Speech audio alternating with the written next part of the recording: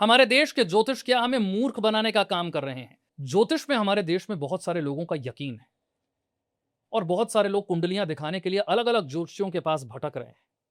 पर ये जो ज्योतिषियों ने दुनिया भर की बड़ी-बड़ी घटनाओं पर प्रेडिक्शन शुरू कर दिया है और उन्हें देखकर दुनिया के मन में एक पैनिक सा आ गया है कि पता नहीं कल क्या हो जाएगा, बैंक तो नहीं बंद हो जाएंगे, भारत पर कोई बम तो नहीं गिरा देगा, भारत विश्व युद्ध में तो नहीं चला जाएगा, ये तो वर्ल्ड वॉर का साल है। इस देश का सर्वनाश करने में अगर किसी का सबसे बड़ा हाथ है तो उसका नाम है ज्योतिषी। मैं ज्योतिष की बात नहीं कर रहा हूं। देश के तमाम बड़े ज्योतिषी हैं जिन्होंने बाहर जाकर के बड़े बड़े लोगों को ठग लिया, उनके ऊपर बड़े केसेस हुए और देश बड़ा धूमिल हुआ। एक श्लोक है, असंभवम है मृगस्य जन्म तथापि रामो लुलुभे मृगायाः।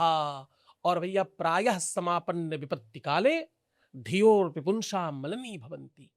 बोले असंभव है सोने का मृग होना। Living things, non living things does not equal, एक ही जैसे थोड़ी दोनों। एक पत्थर है और एक पेड़ पौधा वनस्पति है। लिविंग थिंग्स और नॉन लिविंग थिंग्स सबको पता है, दोनों एक जैसे नहीं हो सकते, एक नहीं हो सकते। गोल्ड जो है और मृग जो है, ये दोनों एक कैसे संभव हो सकता है? सोने का मृग कभी किसी स्थिति में संभव नहीं हो सकता। तो कहते हैं असंभव है सोने का मृग होना, असंभव में है मृगस्य जन्म। सोने का मृग का जन्म नहीं हो सकता। फिर भी तथापि रामो लुलुभे मृगायाः। बोले फिर भी कौन? राम जैसा, भगवान राम जैसा, मर्यादा पुरुषोत्तम राम जैसा, 14 भुवनों का मालिक राम जैसा व्यक्ति उस सोने के मृग के पीछे धनुष बाण लेकर दौड़ रहा है। बोले अरे ये क्यों हुआ? तो नीचे जवाब दिया गया, बोले प्रायः समापन्न विपत्ति काले धियोर पिपुन शामलनी भवंती। जब आपत्ति आती है ना, जब व्यक्ति पर विपत्ति होती है, जब जब किसी को रास्ता नहीं समझ आ रहा होता है, तो हमारे गांव में कहा करते थे भैया गगरी में थरिया ढूंढ लेते हैं। मतलब गागर का मुंह इतना बड़ा, कलश का थाली इतनी बड़ी, लोगों के साथ उसके अंदर ही रख दी हमने। नहीं मिल रही, इसके अंदर ही देख लो। तो विपत्ति के कारण लोग ज्योतिषियों के हाथ में फंस जाते हैं और ज्योतिषी विशुद्ध अपनी दुकान चलाते हैं। आप परेशान हैं, आप पहले से दुखी हैं, आपका सब तरफ से नुकसान हो चुका है, अब आप और पैसे दीजिए तो वो ठीक कर देंगे।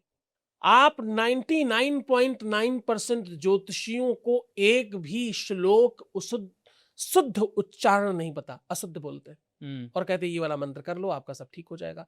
अरे बोलने वाला ये अशुद्ध मंत्र बोल रहा है, एक मकार हकार तकार रकार कुछ भी चेंज कर दिया तो श्लोक का मीनिंग, मंत्र का मीनिंग खत्म हो जाता है।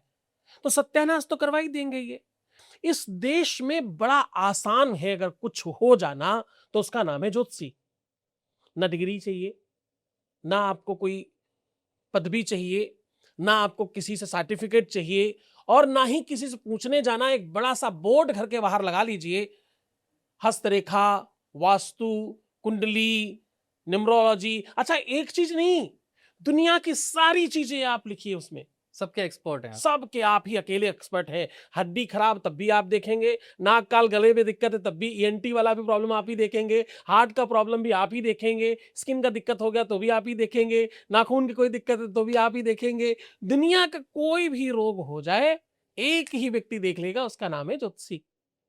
जबकि साहब ज्योतिष के लिए तो इतनी बड़ी बात कही गई वेदों में कि वो तो वेदों का नेत्र है, लेकिन लोग उसी नेत्र को कस के पट्टी से बांधे काली और पूरे विश्व को मूर्ख बना रहे हैं। आप कह रहे देश की बात नहीं पता, मैं कह रहा हूं उनको अपने बारे में भी नहीं पता।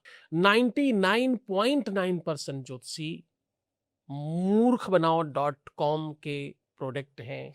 कृपया सावधान।